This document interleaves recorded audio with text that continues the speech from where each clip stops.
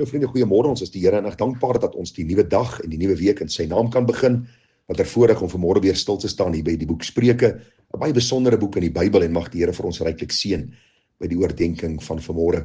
Nou ek dink so aan hierdie baie besondere Halleluja lied 6 vanmôre. Nou ek het vir julle gesê dat die Hallelujas nie geïnspireer is soos die Bybel nie, maar daar's baie skrifwaarhede wat ons kan raak sien in hierdie liedere. En hoor hierdie pragtige woorde. Loof die Here God almagtig, heilig. Hy troos vermoeides, gee aan swakkes krag. Loof hom, hy lei die nederiges veilig en hy beklee sy volk met heil en mag. Die tweede vers sê loof die Here, hom wat so geduldig sy trou en teerheid steeds sy volk betoon. Loof hom, want hy vergeef ons menigvuldig, noem ons sy kinders en wil in ons woon. So pragtige lied. Vriende, hoor hierdie pragtige waarhede. Hy is die almagtige God wat heilig is. Hy troos die vermoeides en gee die swakkes krag. Hy is die een wat ons as sy kinders met geduld hanteer. En die Bybel sê vir ons, hy vergeef ons menigvuldiglik. Hoe wonderlik om hierdie waarhede raak te sien. En kom ons buig in aanbidding, want hierdie waarhede, vriende, kom so duidelik uit die skrif uit. En mag ons die Here eer, dat ons ook hierdie wonderlike waarhede kan sing, en dat ons ook kan sien, hoe God genadig, barmhartig en getrou teenoor sy kinders handel. Nou vanmôre gaan ons bietjie kyk na hierdie twee verse in vers 16 en 17 van Spreuke 25, en ons gaan bietjie kyk na die gedagtes dat ons nie iets moet oordoen nie, oordadig moet wees in sekere dinge nie. En hoor wat sê die Bybel vir ons. Het jy heuning gevind? Eet tot jy genoeg het, sodat jy daar nie sat van word en dit uitspieg nie. Sit jou voet selde in jou naaste se huis, sodat hy nie van jou genoeg kry en jou haat nie. Nou ek het 'n ander vertaling na gaan slaan en daar staan, as jy op heuning afkom, eet net tot jy genoeg het. As jy te veel eet, word jy naar. Wees spaarsaam met jou kuiers by jou buurman. As hy jou te veel sien, hou hy naderhand nie meer van jou nie. En ek het 'n bietjie gaan navorsing doen en gaan lees en gaan sien hoe kosbaar die Here ook vir ons waarsku en tydige waarskuwing ook in die dag en tyd waarin ons onsself bevind. Nou vriende, die beginsel wat hierna voorkom, het u seker baie duidelik raak gesien.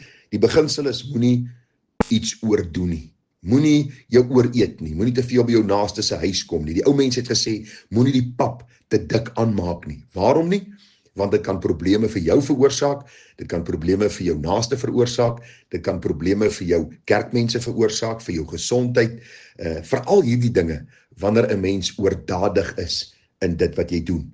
Ek lees gou vir u wat staan in vers 27 van dieselfde hoofstuk. Spreuke 25:27 sê, om baie heuning te eet is nie goed nie, maar om swaar sake na te speer is 'n eer. Weereens die gedagte van om iets te oordoen, en dan as ons omblaai na Spreuke 27 toe, dan vind ons in vers 7 min of meer dieselfde gedagte. 'n Versadigde siel vertrap die heuningstroop, maar vir 'n hongerige siel is alles wat bitter is soet. Weereens die gedagte van om oordadig te wees. En vriende, terwyl ek hierdie gedeelte nagespeer het en bietjie navorsing gedoen het daaroor en bietjie gelees het daaroor, het ek gedink aan my eie lewe en ek het gedink, Here, gee my ook die wysheid in hierdie saak. Wanneer dit kom by my eetgewoontes, dat ek my nie sal ooreet nie. Daar is sekere dinge, vriende, wat baie lekkerder is as ander goed. Ons sal saamstem, 'n lekker braaivleis is baie lekkerder as broccoli. Ons weet dit, ons geniet 'n lekker stukkie braaivleis, 'n lekker stukkie wors en 'n stukkie steak, miskien met 'n sousati by, en 'n bietjie pap en sous, en dikwels kan ons in die oormaat eet dat ons later sleg voel. En dan ook dieselfde wanneer dit kom, vriende, by kuiermense. Dikwels kom ons by dieselfde mense oor en ons dink miskien by onsself, nie, hierdie vriendskap is besig om mooi te groei, of hierdie verhouding is besig om mooi sterk te word. En dan is daar miskien 'n ander party wat voel, maar hoor, hierdie dinge raak te veel, en hoeveel kere al, male sonder tal, het 'n mens al gehoor, hoe hierdie mense dan so beklei, dat hierdie vriendskap heeltemal tot niet gaan. Dat hierdie buurman wat sy buurman as 'n vriend beskou het, nou as 'n vyand beskou, omdat hulle te veel by mekaar gekom het. Daarom is belangrik, die Bybel sê vir ons, geen mense se eiland nie. Ons moet by mekaar kom, ons moet by mekaar kuier, daar moet onderlinge liefde wees, daar moet besoeke wees, vriende, by mense, daar moet kuiertjies wees, daar is vriendskapsbande, die Here stel 'n hoë premie op vriendskapsbande, maar ons moet altyd versigtig wees om dit nie te oordoen nie. Nou kom ons by vers 18, hoor wat sê vers 18 vir ons van Spreuke 25, ook 'n baie pragtige en 'n baie duidelike gedagte. Dis mooi beelde wat Salomo gebruik. Hy sê 'n knopkierie en 'n swaard en 'n skerp pyl, so is 'n man wat teen sy naaste as valse getuie optree. Een van die ander vertalings sê, knopkierie is swaard, 'n skerp pyl, so is 'n man wat vals teen sy naaste getuig. En ag vriende, hier is die hele gedagte van om oneerbaar op te tree. Luister, ons optrede kan ander mense se lewens geweldig beïnvloed en kompliseer en selfs vernietig. As ons maar net dink aan 'n knopkierie. Nou, as ek in die middag so 'n bietjie gaan stap of in die oggende gaan stap, het ek maar ou knopkierie, 'n baie mooi knopkierie wat ek by my skoonma gekry het, en hierdie knopkierie gaan saam met my, want oralste waar jy kom is daar honde en hekke wat nie altyd toe is nie, en dan is hierdie knopkierie vir my beskerming. En 'n knopkierie, soos jy weet, as jy met hom slaan, dan maak dit geweldig seer. Ons dink aan 'n swaard, dink by jouself as 'n swaard jou tref, of as iemand jou steek met 'n swaard of 'n skerp pyl deur jou vlees gaan. Dis pynigend en dit kan selfs jou dood veroorsaak. En nou sê die Bybel vir ons, 'n valse getuie, 'n man wat vals optree teenoor sy naaste, 'n oneerbare persoon, 'n persoon wat agterbaks is. Die Bybel sê vir ons, hy het dieselfde effek op daardie persoon soos 'n knopkierie, 'n swaard en 'n skerp pyl. So daar is 'n ou spreekwoord dat mense of wat die kinders gewoonlik sing, sticks and stones can break your bones, but words can never hurt me. En hulle sing dit baie keer as iemand teenoor hulle lelike goed sê, en dit is eintlik 'n leuen.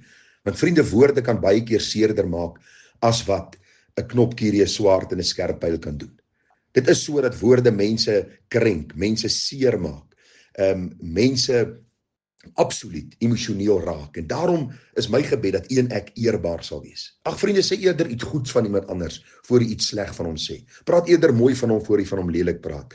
Bou hom eerder op voor jy hom afbreek. Ons almal is gevalle mense in 'n sondige wêreld. Ons almal kan die ander een afbreek. Wat vir my seker in die bediening die moedeloos te maak is hierdie heiliger dan die ander ene gesindheid. Hierdie gesindheid van ek's altyd besig om na ander mense se lewens te kyk, wat hulle doen, wat hulle sê, hoe hulle optree, en ek beoordeel my lewe dikwels nie aan dieselfde standaard as ek ander mense se lewens oordeel nie. Hoe dikwels sal ek iets van iemand sê wat nie waar is nie, ek het dit gehoor, is 'n storie op 'n storie op 'n storie, en ek vertel dit as die waarheid oor. En die skade wat ek berokken is verrykend en dit is langdurig. Daarom is hierdie gedagtes vir ons vanmôre so wonderlik om net te pyns en daaroor te dink in hierdie dag. In die eerste plek, moenie jou ooreet nie. Moenie dinge oordoen nie. Moenie te veel by jou naaste kom nie. Moenie die pap te dik aanmaak nie. En dan wees 'n eerbare persoon. Want die Bybel sê as jy vals teenoor jou naaste optree, as jy oneerbaar optree, die skade wat jy berokken is legio. En daarom mag u en ek as skynende ligte in hierdie donker wêreld 'n ander gesindheid openbaar as die wêreld, sodat mense in ons die Here Jesus Christus kan sien. Vriende, groete vir u. Mooi dag verder. Mag die Here ons trou hou.